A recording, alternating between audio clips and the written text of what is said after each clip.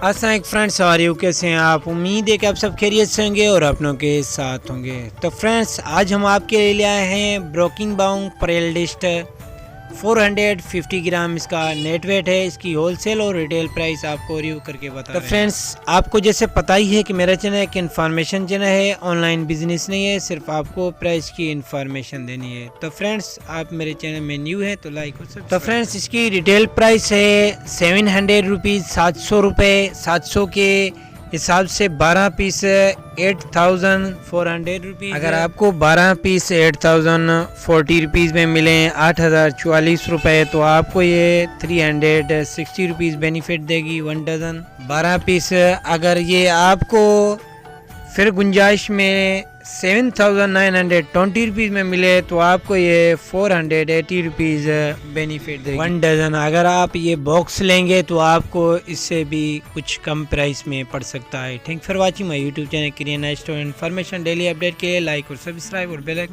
Bell icon all करें ताकि जो भी न्यू वीडियो की अपडेट आपको नोटिफिकेशन थ्रू पहुंच जाए। अल्लाह निगहबान।